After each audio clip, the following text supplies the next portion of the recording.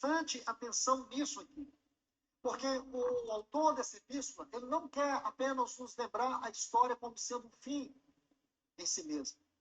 O que esse autor quer nos mostrar é a nossa condição. É como nós podemos nos afastar de Deus, ou nos apostatar de Deus, por causa de um coração perverso e incrédulo. Então vamos entrar mais adentro dessas palavras. Por favor, veja no versículo 15, quando ele diz, não endureçais o vosso coração. O que significa essa palavra endureçais? Essa palavra, no sentido original, fala de um coração inflexível, coração que não se quebranta, coração que não se rende, um coração duro, um coração petrificado. Essa é uma palavra. Senhores, eu não aguento esse coração petrificado.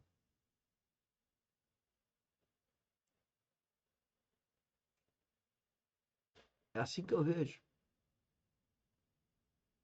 Tem que segurar as lágrimas. Porque é assim que eu vejo.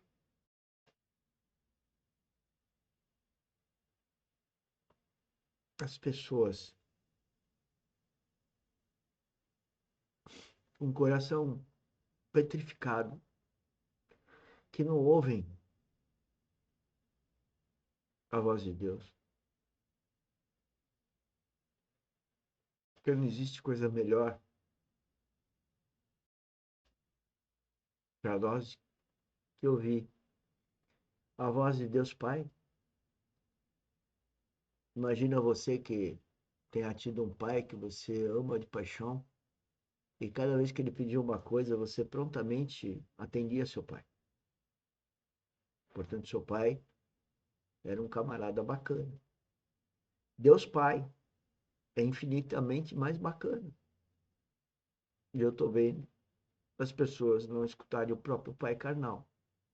Se elas não conseguem ouvir o pai carnal, como elas vão ouvir o pai celestial?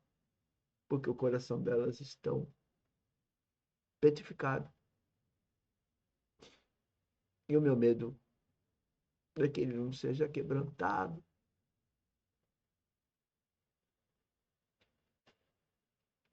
Importante essa pessoa.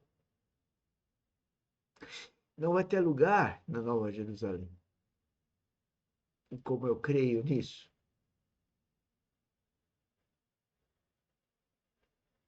eu fico muito triste.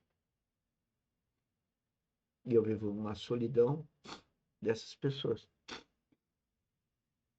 Pois elas não querem convívio conosco.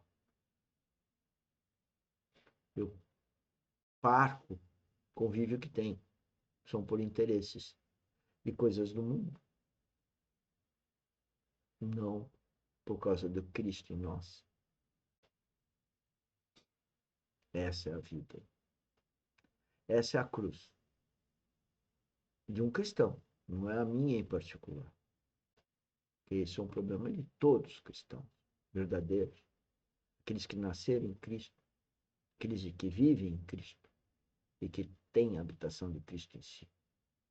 Não foi assim com a vida de Cristo? Ou Cristo nasceu e teve uma vida cheia de glamour? Glamour espiritual, sim.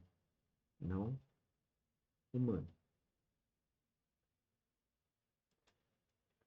Que ela ocorre apenas aqui na Epístola aos Hebreus, e uma citação também nós vamos encontrar aqui em Atos dos Apóstolos, versículo 9. Atos 19, versículo 9, diz assim, visto que alguns deles se mostravam empedernidos. Sabe o que é isso? Corações petrificados. Aquele coração que a palavra não penetra, não entra. Coração duro, insensível. Meus irmãos, digo para vocês, o contexto aqui indica que um coração endurecido pelo engano do pecado, o sentido é coração perverso, um coração que se encontra numa condição má. Não é só pela incredulidade, mas que a incredulidade ela é provocada, é derivada da carnalidade. carnalidade. Quando você começa a ter hábitos carnais, às vezes, baseado em coisas que nós julgamos que são lícitas. Por isso que Paulo diz, todas as coisas me são lícitas, mas nem todas as coisas me convêm. Então, você começa a alimentar hábitos errados. Você começa a ter práticas erradas. Aí você começa a ter uma condição errada. Aí depois o que você tem é incredulidade.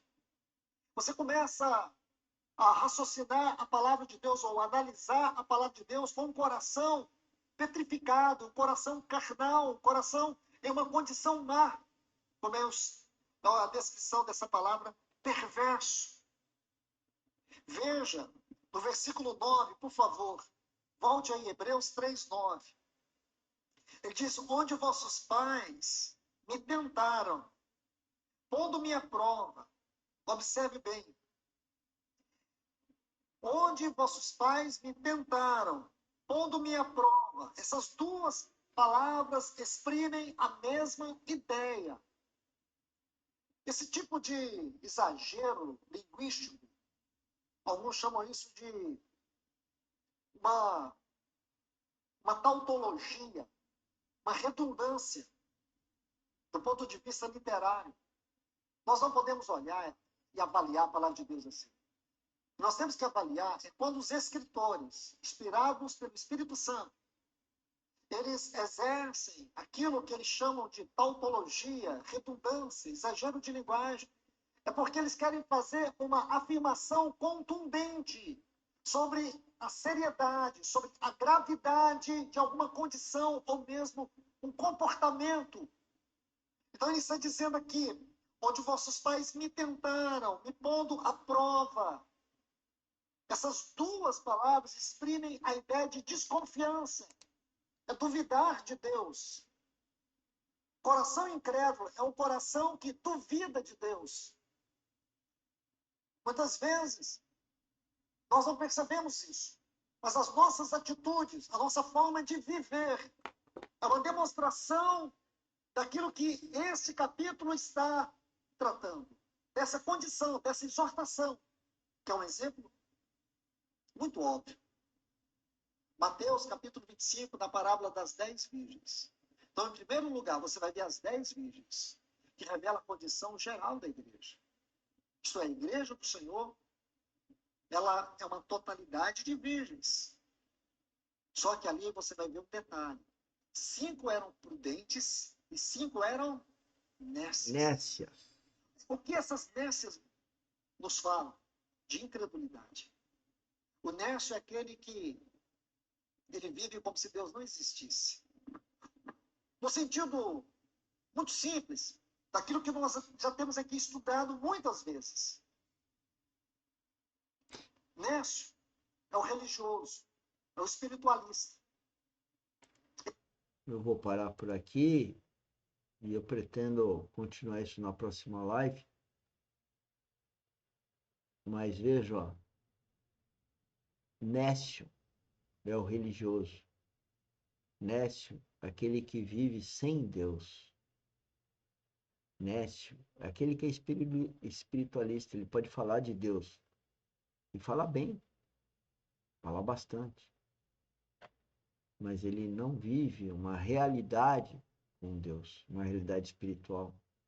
Por isso que a Academia Dynamis, ela está pregando a vida espiritual. Ela não está pregando alguma coisa que é ler um texto e ficar expert no texto. Vida espiritual é uma vida de revelações do Espírito Santo. E o que é revelado para minha pessoa não é revelado para outro filho de Deus. Agora, o pior é os nécios, que não têm ainda a vivência com Deus. Então, na próxima live, se o Deus não tirar o que eu estou sentindo agora, nós vamos continuar exatamente aqui. Falar das 10 virgens, 5 nécias. Porque nós temos que falar daqueles que não têm a vida em Cristo. Aqueles que têm. já estão salvos e estão no processo de metanoia, metamorfose, transformação, de santificação, de purificação. Agora, os nécios não têm. E é deles que nós temos que pregar Cristo, falar de Cristo.